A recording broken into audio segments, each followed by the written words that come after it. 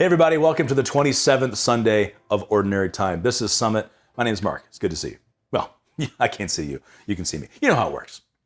This week we have yet another parable from the Gospel of Matthew. Now, you might not know a lot about vineyards and winemaking. I certainly don't.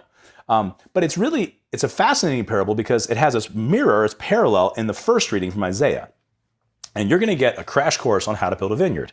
You're going to have to get the vineyard, find the right hillside, take all the stones out, put in all the right grapes, build a watchtower, build a wine press. There's a lot of steps, right? It takes time, not just to make wine, it takes a long time. It takes time to make the vineyard.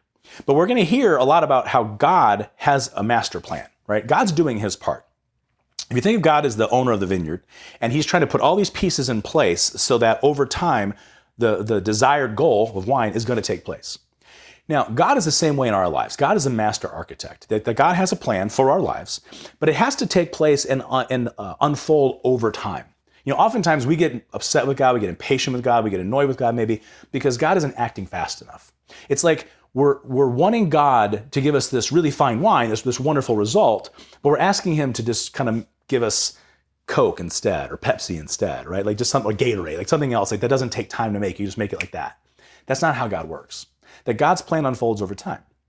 And the God's plan in building this vineyard or building anything in our lives has a cornerstone. Now, the cornerstone is the most important part of architecture because it's the most important piece of stone. It's the most perfect stone back then that you would build everything else around.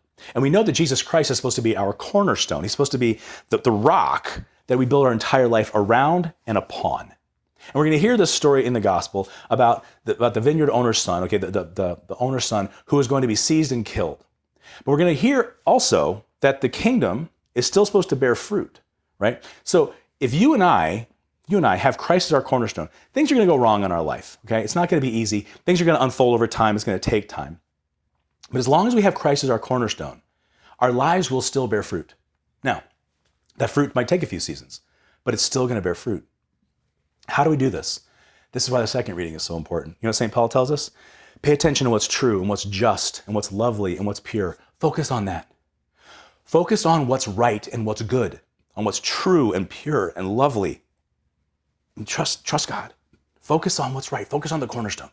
If you and I focus on the cornerstone, on Jesus, instead of the process, instead of the timetable, instead of the calendar, it's all going to work out and our lives are going to bear fruit.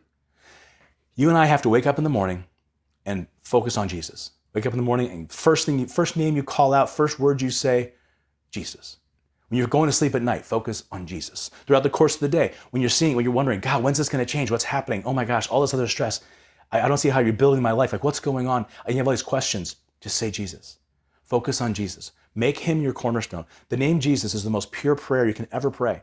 Pray it throughout the course of your day. Pray it constantly.